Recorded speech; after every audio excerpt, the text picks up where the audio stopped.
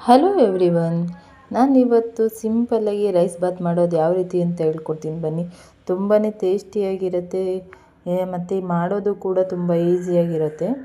ನಾನಿಲ್ಲಿ ಪುದೀನ, ಕೊತ್ತಂಬರಿ ಮತ್ತು ಬೆಳ್ಳುಳ್ಳಿ, ಶುಂಠಿ, ಒಂದು ಲೆಮನ್ನು, ಹಾಗೆ ಚಕ್ಕೆ, ಲವಂಗ, ಏಲಕ್ಕಿ ತೊಗೊಂಡಿದ್ದೀನಿ. ಹಾಗೆ ಎಣ್ಣೆಯಲ್ಲಿ ಫ್ರೈ ಮಾಡೋಕ್ಕೆ ಸ್ವಲ್ಪ ಸ್ಪೈಸಸ್ಸು. ಮೊದಲಿಗೆ ನಾನು ಪುದೀನ, ಕೊತ್ತಂಬರಿನ ಒಟ್ಟಿಗೆ ಹಾಕ್ಕೊಳ್ತಿದ್ದೀನಿ. ಸ್ವಲ್ಪ ಜಾಸ್ತಿ ತೊಗೊಳ್ಳಿ, ಗ್ರೀನ್ ಕಲರ್ ರೈಸ್ ಬಾತ್ ಬೇಕು ಅಂದರೆ. ಅದಕ್ಕೆ ಶುಂಠಿ, ಬೆಳ್ಳುಳ್ಳಿ, ಹಾಗೆ ಚಕ್ಕೆ, ಲವಂಗ ಬೇಕು ಅಂದರೆ ಒಂದು ಏಲಕ್ಕಿ ಹಾಕ್ಕೊಳ್ಳಿ. ನಾನು ಏಲಕ್ಕಿ ಒಗ್ಗರಣೆಗೆ ಹಾಕ್ಕೊಳ್ತೀನಿ. ಇಷ್ಟು ಹಾಕ್ಕೊಂಡು ನಾನು ಇದಕ್ಕೆ ಒಂದು ಚಿಲ್ಲಿ, ಹಸಿಮೆಣ್ಸಿನ್ಕಾಯಿ ಹಾಕ್ಕೊಳ್ಳಿ.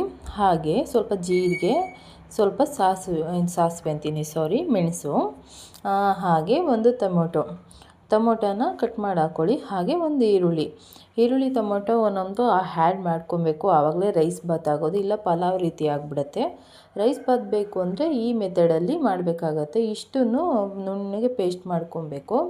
ಆಮೇಲೆ ಇನ್ನು ಸ್ಪೈಸಸ್ಗೆ ಅಂತ ನಾನಿಲ್ಲಿ ಮರಾಠಿ ಮೊಗ್ಗು, ಪಲಾವ್ ಎಲೆ, ಏಲಕ್ಕಿ, ಚಕ್ಕೆ, ಲವಂಗ, ಹಾಗೆ ಮೆಂತ್ಯ ಸೊಪ್ಪು, ಹಾಗೆ ಒಂದು ಬಿರಿಯಾನಿ ಮಸಾಲ. ನಾನಿಲ್ಲಿ ರೇಷನ್ ಅಕ್ಕಿ ಬಳಸ್ಕೊತಿದ್ದೀನಿ, ಯಾಕಂದರೆ ಇದು ರೈಸ್ ಬಾತ್ ಅಲ್ವಾ, ಸೊ ರೇಷನ್ ಅಕ್ಕಿ ಆಗುತ್ತೆ. ಹಾಗೆ ರುಬ್ಬಿರೋ ಮಸಾಲ.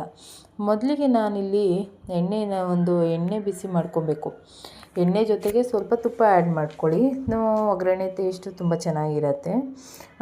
ತುಪ್ಪ ಆ್ಯಡ್ ಮಾಡ್ಕೊಂಡಿದ ನಂತರ ನಾನಲ್ಲಿ